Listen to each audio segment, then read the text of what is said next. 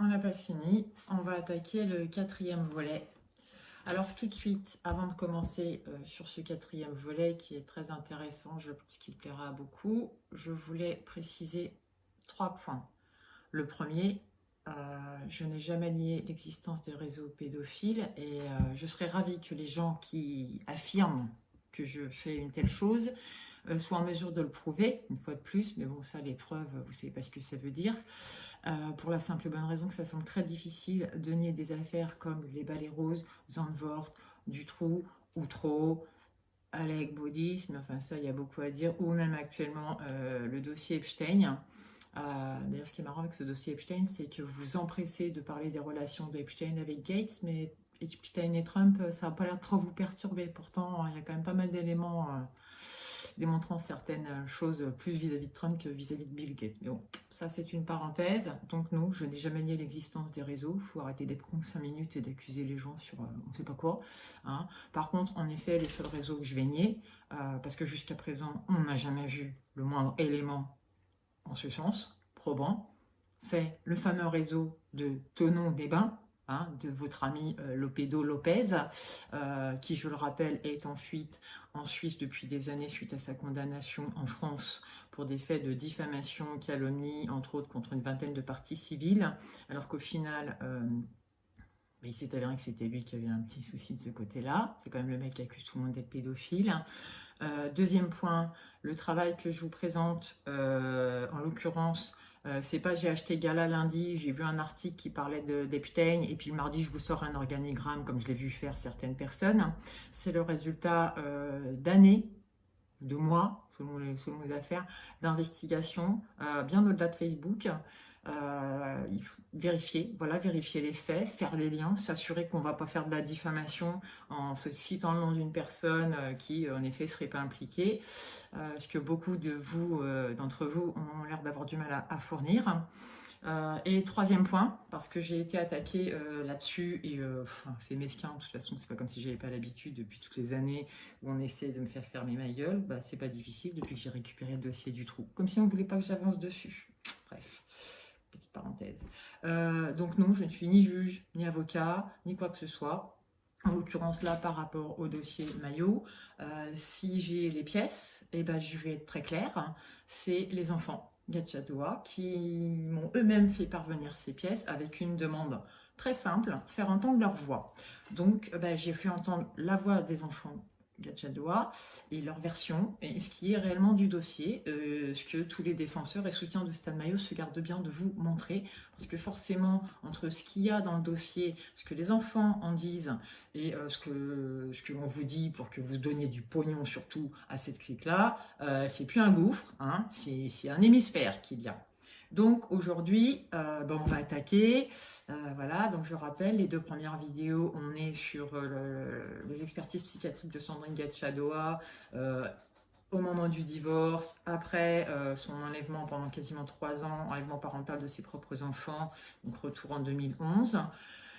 Et puis, et non des moindres, mais bizarrement, c'est celle que les gens ont l'air d'avoir du mal à voir, c'est la partie 2 des expertises psy, parce que justement, il y a les examens, les résultats des expertises psychologiques des enfants au retour après 2 ans et 8 mois d'enlèvement par leur mère. Elles sont très intéressantes. Visiblement, ça a l'air d'intéresser moins de monde, la parole des enfants. C'est bizarre, il me semble que pourtant, vous êtes toujours en train de dire oui, la parole de l'enfant est bafouée, il faut écouter les enfants. Enfin, comme je l'ai déjà dit, tant que les enfants vous racontent des histoires horribles sur lesquelles vous devez fantasmer, parce que je ne sais pas quel plaisir malsain vous pouvez trouver à vous gargariser à longueur de journée sur des affaires comme ça, sur des histoires comme ça, à vous contenter d'histoires sordides, ça vous va.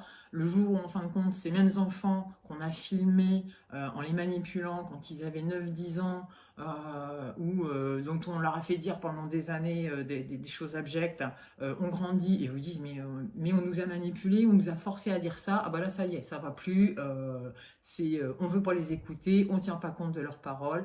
Moi j'en tiens compte, quelle qu'elle soit dans mon sens ou pas. C'est-à-dire, si un jour il s'avère que dans une affaire on finit par me démontrer que il y a clairement des abus, je serai la première à rentrer en l'occurrence dans l'affaire Maillot, je vous le répète.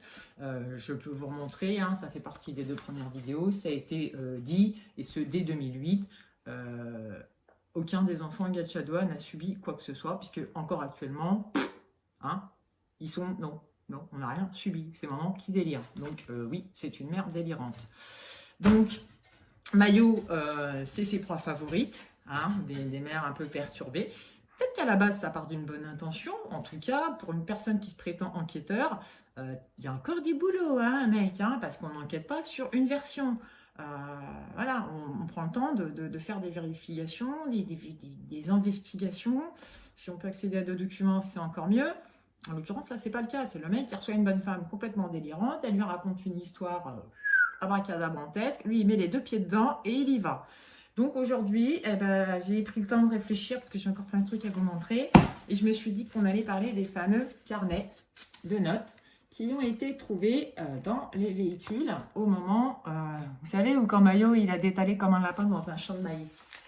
Donc, voici les pièces. Donc là, c'est le procès verbal hein, qui est joint au scellé parce que, voilà, on explique dans quelles circonstances on a mis la main sur ces éléments. Donc en l'occurrence, j'ai récemment entendu un truc où ça parlait de vous vous rendez compte, on était à Besançon, c'est Sainte qui est venue nous chercher, on comprend pas pourquoi, hein, c'est de l'acharnement qu'elle nous explique la Jeannette. Et bien Jeannette, elle est bien en train de vous manipuler parce qu'en effet, ils étaient à Besançon, mais en effet au début, c'est Besançon qui les a gaulés. Besançon, quand ils ont vu les fameuses notes, comme ils le disent, à la lecture de ces écrits, il ressort plusieurs éléments susceptibles de laisser penser que Mayo Christian a réalisé des surveillances et observations dans le but d'enlever des enfants, ainsi que diverses adresses pouvant être pour lui des points de chute et des contacts. Donc forcément, les gendarmes à Besançon qui tombent là-dessus, qui voient qu'en effet, il y a des surveillances qui ont été faites concernant une famille qui en est fait à l'opposé de la France, et dans l'obligation, là c'est de la procédure pure et dure, attention ça va être très chiant pour vous qui n'y comprenez rien, ont obligation d'informer le procureur du secteur, de leur secteur, ça passe par le procureur du secteur concerné, ça passe par la gendarmerie, qui a informé la famille. Alors là, hein, Trafalgar, quoi, qu'est-ce qui s'est passé? On était surveillés, on voulait enlever les gars, ça faisait la peine maintenant qu'ils sont revenus auprès de nous, qu'est-ce qui se passe hein? Et donc forcément, bah, c'est le procureur de Sainte qui poursuit, puisqu'en l'occurrence, c'est le domicile des enfants, hein, c'est eux qui sont ciblés, donc ils n'étaient pas à Besançon. Donc, voilà, il fallait peut-être pas aller faire les couillons le 20 octobre à Amancé. Peut-être que vous ne seriez pas fait gauler comme ça. En tout cas, il y en avait un qui devait savoir pourquoi il s'est barré dans son champ de maïs ce jour-là. Donc, on va attaquer les fameuses pièces. Bon, vous verrez, hein, il y a des choses intéressantes, il y a des choses complètement inutiles, hein, à mon sens, enfin, qui n'ont rien à voir avec l'affaire Mayo. Donc, je passerai parce que, voilà, une prise de note de 2 individus, 3 sûrs. Et vous verrez, non, sinon ils n'avaient pas l'intention. Il suffit de voir les pièces pour se rendre compte à quel point ils n'avaient pas l'intention de faire du mal à cette famille. Peut-être qu'au final, après cette surveillance, ils en sont revenus, mais il y aura toujours ce doute qui subsistera, surtout au vu de la précision de certaines choses. Parce que c'est de l'organisation quand même. Hein. Donc voilà, donc ils ont trouvé 26 feuillets manuscrits issus d'un cahier 21-29-7 découvert entre le siège conducteur et passager central du fourgon Mercedes Vito, Monsieur Borja, hein, parce que je rappelle que c'est Monsieur Borja et Mayo qui étaient dans une fourgonnette et que Jeannette et Jérémy suivaient dans le camping-car à l'arrière. Hein, donc voilà. Et 23 pages manuscrites extraites d'un cahier petit format 21/17 découvert sur le siège passager avant droit du fourgon Mercedes Vito. Donc après avoir vu les pièces, j'en ai conclu que le 21-29-7 devait appartenir à Jérémy et l'autre était le carnet de Mayo et de Jeannette. Et en effet, je prends conscience à la lecture des notes et de certains éléments que certainement des personnes impliquées, quelques personnes impliquées dans ce dossier qui se sont présentées eux au tribunal, n'avaient pas conscience de cette fait manipuler. Hein. Et ça, on le verra aussi sur les PV. Sur les PV. Donc ça commence, hein, donc je vous montre bien, hein, on est sur des scellés, hein, dossier Christian Mayo, vous voyez, j'invente rien, voilà, Mercedes Vito, tac, tac, tac, voilà, excusez-moi, bref. Donc ça c'est le 21-29-7. Bon, je crois qu'ils ont un peu mélangé aussi, hein, parce que c'est des trucs, les gendarmes ils ont vu, voilà. Mais bon, ils ont pris, donc ça c'est sans intérêt, ça a priori, ça concerne le fameux dossier dont s'occupait Jérémy. Hein. Il a toujours mis en avant qu'il était en contact avec une personne sur Besançon. Donc je ne vais pas parler de ça, parce que jusqu'à présent, il a toujours tenu voilà, à son truc. Et puis je ne sais pas ce que ça a donné au final cette affaire. En tout cas, ça n'a rien à voir avec ce qui nous amène aujourd'hui. Donc ensuite, on a une deuxième page où là, il va nous parler d'un fameux David. Donc, si j'ai bien compris, par rapport aux notes, ce fameux David était la personne que fréquentait Sandrine Gatchadoua à ce moment-là. Donc là, on est en juillet 2012, 5 juillet 2012. Et il semblerait que ce David ait fini interné. Donc nous avons les notes et conclusions de Jérémy sur ce point. Nous avons vu David à la Candélie. Il semble avoir des légers sursauts de lucidité, mais le reste du temps, il délire, même si des vérités sont perceptibles dans ses paroles. Les médicaments ne le cassent pas plus que ça. Ses yeux affichent bien les effets qu'ont les médicaments sur lui, mais le délire est bien là, le discours est décousu et il se contredit beaucoup. Il semble penser que tout le monde est parano pour se décharger lui-même de sa paranoïa. Selon lui, son père est responsable, certes, mais sa mère a parfaitement son rôle dans cette histoire, beaucoup trop présente, et je ne la sens tout simplement pas du tout. Son regard, ses gestes, sa façon de parler sont ceux d'une personne qui ont beaucoup à se reprocher. Je dois parler à ses parents, ses amis et surtout ce et ce fameux. Le père est FM initié et confirmé 33e degré. A-t-il fait part d'un réseau pédo? La mère, qui semble si distante dans ces histoires, ne serait-elle pas finalement au courant ou impliquée? Il est pour moi inconcevable que la mère de David est innocente de très près ou de pas si loin. Elle est impliquée. Conclusion. En plus d'être psychologue à 16 heures, il conclut. Les parents ne parleront pas, je le sais, peut-être le père, je le sens plus que la mère. Il se sent tellement coupable, et pour cause, qu'il est possible qu'il parle pour se décharger. Ses amis parleront, je me doute que aura des choses à dire. David doit sortir le 17 juillet, nous verrons bien. Je ne sais pas trop que penser pour le moment, ce qui est rare. Arrête de trop penser. Donc voilà, c'est des notes, c'est un cahier, prise de notes, voilà. J'ai fait ci, j'ai fait ça, ce qui en est. Donc après, voilà, ça concerne complètement autre chose. On est voilà, toujours dans la région de Besançon. On revient sur David et Sandrine. Donc là, c'est bien les notes de Jérémy. 4 juillet 2012. Alors c'est pour ça que je vous dis, voilà, moi, je me retrouve avec une page du 5. Et puis, alors, soit il écrit à l'envers, comme dans les mangas. On prend le cahier dans le mauvais sens et puis on écrit de droite à gauche. Soit, je sais pas, ils ont mal photocopié. En tout cas, là j'arrive au 4 juillet, donc c'était le jour d'avant ce qu'il a écrit. Presque 9 heures, je me rends sur Agen d'urgence car il y a un souci. David a été interné à la Candélie, comprendre enfermé chez les fous. Sandrine m'a expliqué que lorsque je suis retournée sur Paris la dernière fois, il a pété un plomb.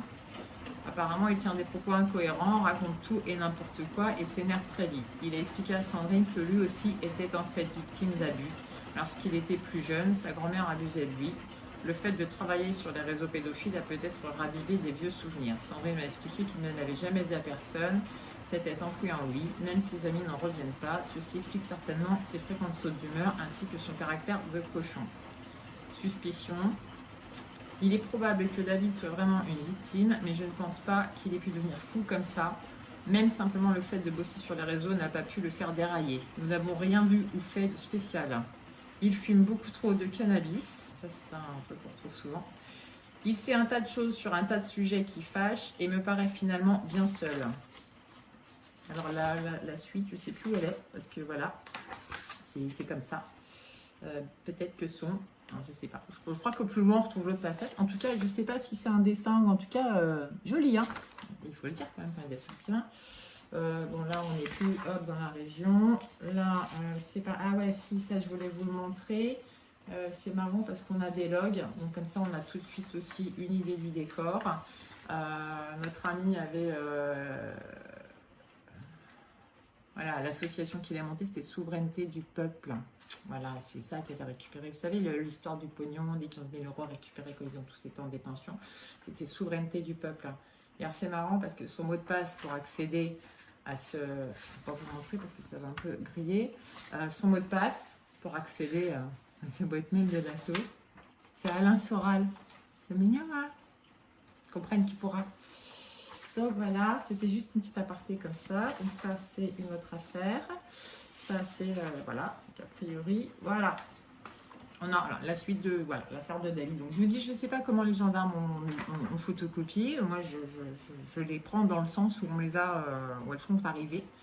Hein, là, si peut-être que j'arrive à faire un lien avec l'autre. Ah ben si, c'est ça, voilà. Donc il sait un tas de choses sur un tas de sujets qui fâchent et me paraît finalement bien seul. Peut-être que son inconscient lui a fabriqué une personnalité de protection qui a tenu le temps qu'elle a pu. Pour ce qui est de mes suspicions, je disais plus haut que David sait un tas de choses sur un tas de sujets. Son PC est blindé d'infos, son blog l'est également. Il a déjà eu des soucis avec des hackers qui voulaient détruire son PC. Eu des soucis avec des emails également. Récemment, il a parlé avec un 33e degré, certainement de l'obédience Memphis Mesraïn. Il est encore plus à fond dans tout ce qui touche au symbole égyptien que la plupart des FM et nous confirme l'utilisation de la géométrie et du langage de Sion ou langage des oiseaux. J'ignore ce qu'ils se sont dit après mon départ, mais David semblait vouloir me prévenir de quelque chose qu'il a trouvé.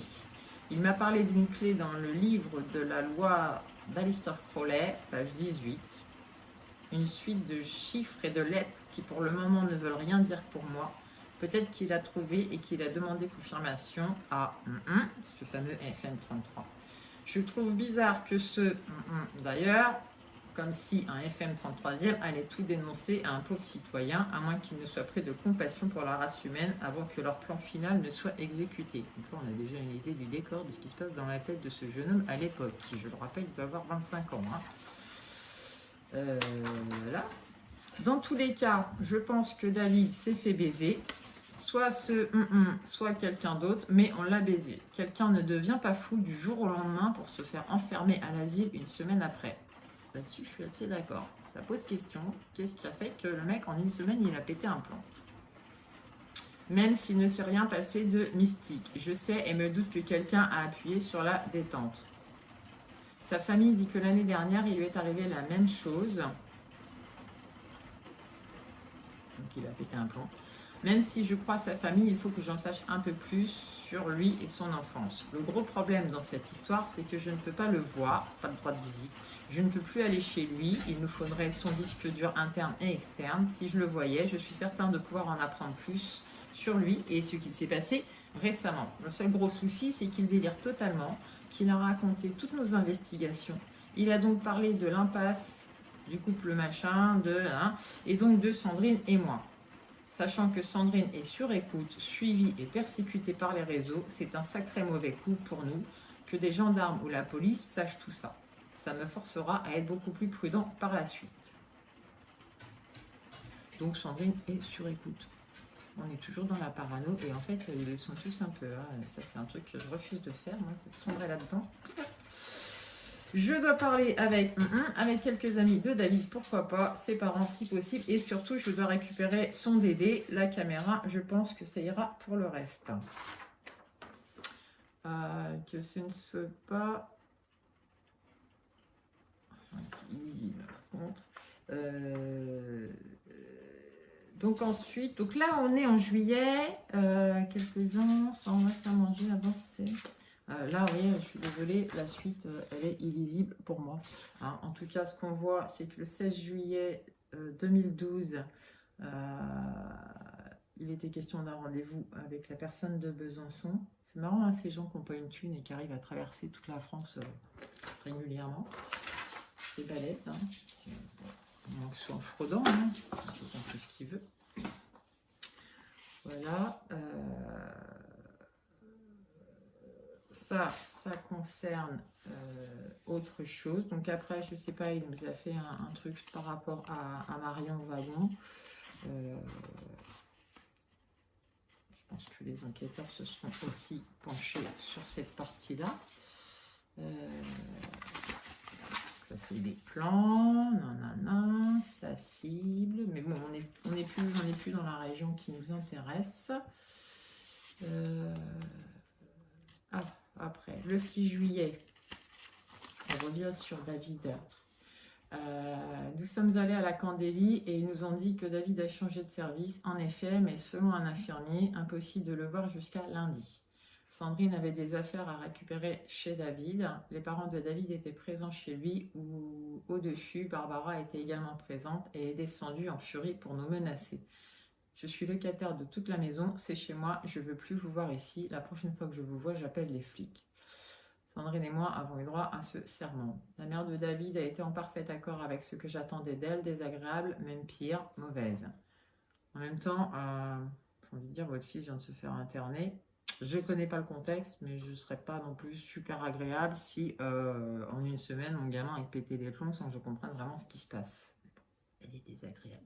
Tout, je ne connais pas vraiment l'histoire. Je ne sais même pas qui est David. Tout ce que je sais, c'est qu'il fréquentait Sandrine à l'époque. Et pas que pour boire le café, si j'ai bien compris.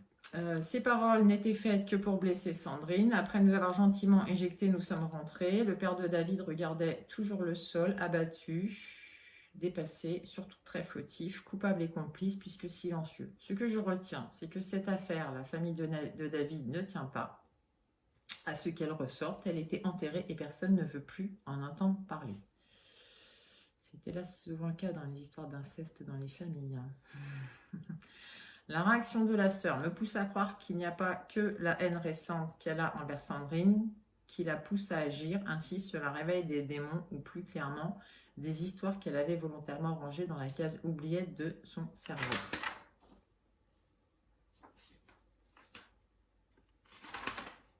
Donc après, on repart sur l'affaire de Besançon. Je dis, hein, je pense que les gendarmes ont déconné le photocopiage du carnet. Et puis, non, c'est plus tard que je le vois. Et puis, on en arrive au feuillet manuscrit de notre ami Christian Maillot. Voilà, donc là, c'est un plus petit carnet. C'est pour montrer la différence des notes entre Jérémy et machin, il faut bien comprendre. Donc, on en est, la première page, elle s'appelle Action clandestine, offensive, Léa. Récupération des 3 enfants. Aveu, père plus grand-mère. Rétablissement justice, droit à la mère, renoncement à la garde, annulation des procédures, dommages et intérêts.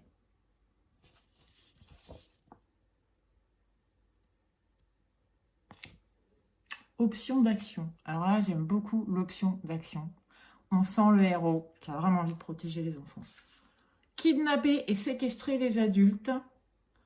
Faire avouer et accepter les conditions. Prendre la maison d'assaut et neutraliser les occupants. Faire avouer et récupérer les enfants. Plus chercher preuves et argent. Voilà. Mais pour ce faire, ça se fait pas comme ça. Enfin, c'est bien, ma brave dame, ça se fait pas comme ça.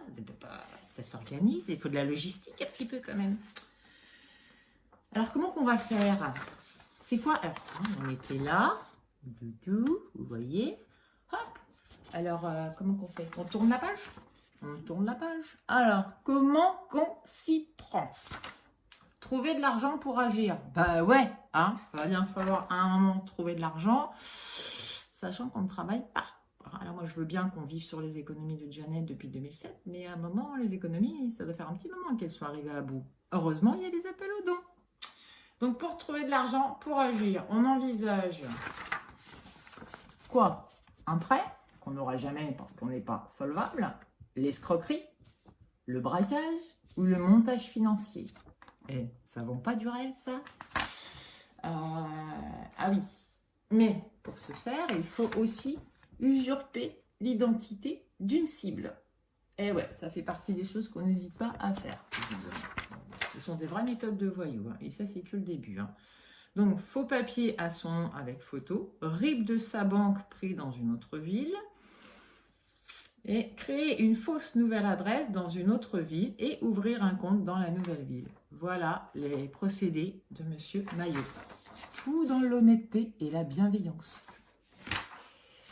La seule contrainte, enfin dans les deux, ah ouais, il faudra qu'on m'explique. Contrainte, enlèvement, séquestration, torture psy, placement d'une bombinette télé. Alors, si quelqu'un peut m'expliquer, bon, en même temps, c'est parce que j'ai eu la flemme de vérifier, ce qu'est une bombinette télécommandée, téléguidée, bombinette, c'est quoi? Ça sert à quoi? Un peu comme les LBD, là, qui... Ah, ah là là, vous vous rendez compte? On parle de 3 enfants et, en l'occurrence, 3 adultes, hein, puisque si j'ai bien compris, les enfants avec leur père vivaient chez leurs grands-parents, hein, après toute cette histoire. Vous savez, ça faisait juste un an qu'ils étaient revenus, à peine, hein, après leurs 3 ans quasi d'enlèvement parental. Voilà ce qu'on envisageait de faire à cette famille. Hein. Mais sinon, il n'y avait pas d'intention. Donc après, bon, là on a, hein, parce qu'on s'est renseigné sur le métier de la grand-mère, le métier du père, le grand-père, ah ouais, les adultes, les véhicules aussi, hein, j'ai juste masqué les plaques d'immatriculation, ont été relevées. Voilà, ça c'est un rendez-vous qui se sont donnés. Ah, alors c'est celui-ci qui me plaît beaucoup. Ouais. Ah non, on va le garder pour la fin, celui-là. Je vais mélanger les feuilles. Donc ensuite, on a... Alors, la surveillance est là. Mais c'est pareil, je crois qu'ils les ont imprimés à l'envers. Donc,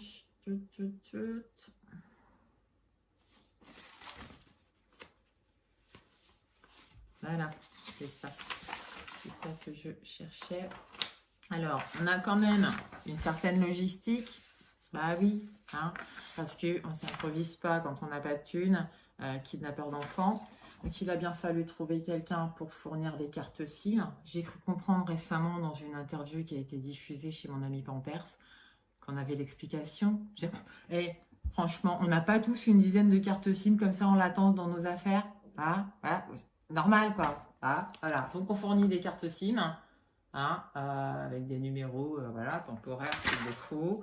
Donc chacun a son téléphone, puis sans identité, numéro OK, les codes PUC, les machins, il ne faudrait pas qu'on s'embrouille. Le tout recharge orange. Hein, et puis on voit bien par rapport aux séries de numéros de téléphone. Ouais, désolé, j'ai bossé chez les opérateurs, que tout a été acheté en même temps. Hein, c'est pas qu'un, j'ai acheté une puce. Je m'en suis pas servi en fin de compte, je l'ai oublié dans un coin, puis le jour où j'en ai besoin, je la retrouve plus, j'en rachète une. Non, c'est un petit peu dans l'enfilade. Hein. Donc il faut un moment pour arrêter de prendre les gens pour des cons. Moi, je les vois clairement, les numéros de téléphone. Et croyez-moi, je sais que rien qu'à la série et à la continuité, c'est des puces qui ont été achetées en même temps. Donc ça, c'est le mot de ma copine Jeannette. Voilà. Donc ça, ok. Donc après, bon, on fait les comptes. Quand même, on a rechargé 5 € dans le GSM de Stan à telle date. Lundi 13. Tac, tac. Et je voulais revenir. Donc, on fait des tests balises. Ouais, parce que je crois qu'il y avait des histoires de trackers aussi. Je ne sais plus où ils sont. Ça va être là. Voilà. On a fait des tests. Non, super ça. Hein. C'est de la surveillance juste comme ça pour s'assurer. Hein. Alors que ça aurait été quand même vachement plus simple entre nous. On avait clairement trouvé la famille, ou trouvé un moyen de les approcher, de discuter, de lier contact, et l'air de rien de se renseigner. On aurait vu ou su s'il y avait quelque chose d'anormal. Non, ils ont procédé différemment, avec des vraies méthodes des aïeux. Hein. Mais ils n'avaient pas l'intention de faire quoi que ce soit. Il faut les croire maintenant. En tout cas, toute leur note laisse à penser que ça se préparait bien quand même. Alors, je voudrais juste reprendre dans l'ordre, parce que, alors là, ça commence le vendredi.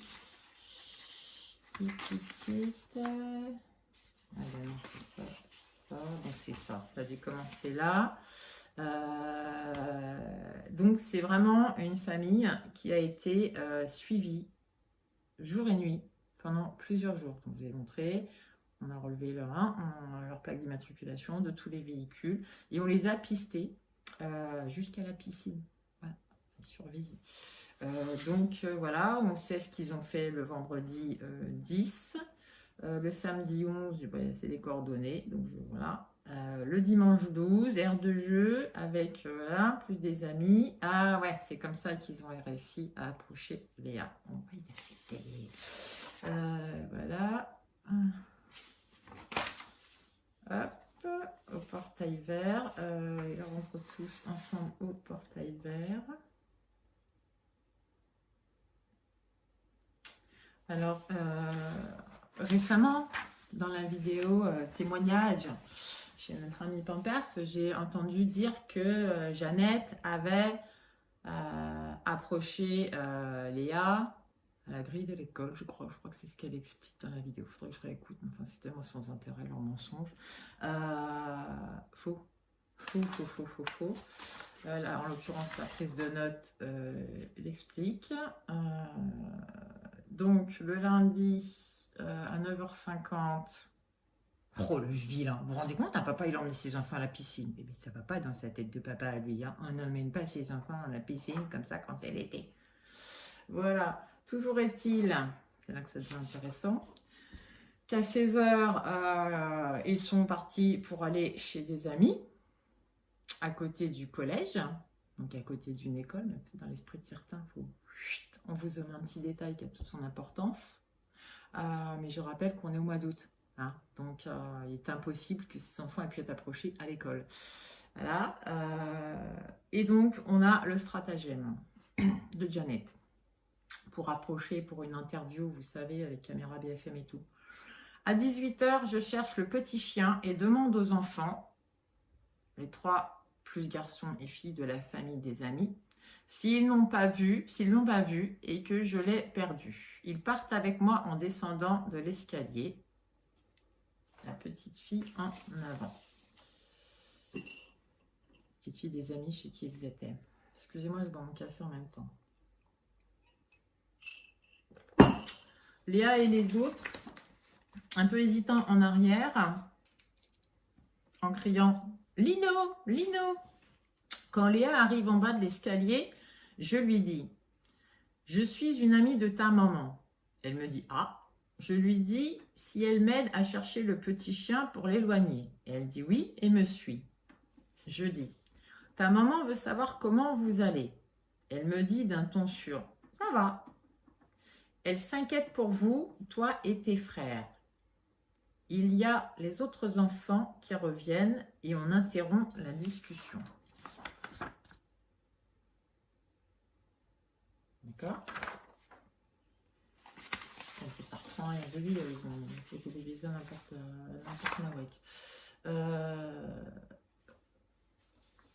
un peu plus tard, quand on peut parler, je lui dis, est-ce qu'il y a un moyen qu'on se revoie? Est-ce que tu peux sortir de chez toi? Elle dit non. Est-ce que vous allez souvent quelque part faire des courses, à la piscine, etc. Elle a l'air de ne pas avoir une idée pour ça. Je dis, est-ce que tu peux te promener sur la propriété de chez les grands-parents?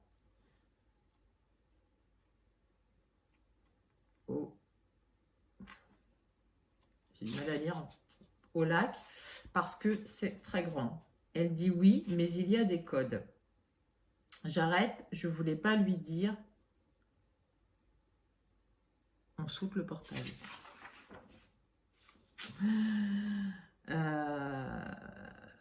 Il y a d'autres enfants qui arrivent autour de nous et tout le monde cherche Lino.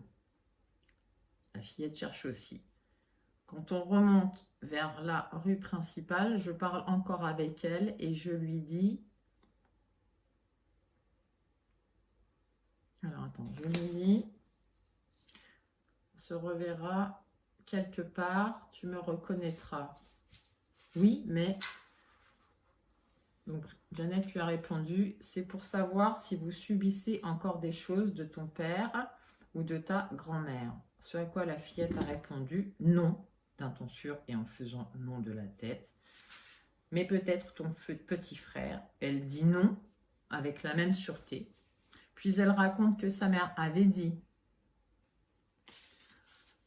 à ses propres enfants qu'elle a failli les tuer pour les protéger. Je n'avais pas compris qui lui avait raconté cette histoire et dit « Je n'ai pas compris ». Elle me répète l'histoire en disant « Sandrine qui avait dit à ses propres enfants ça. qu'elle préférait les tuer.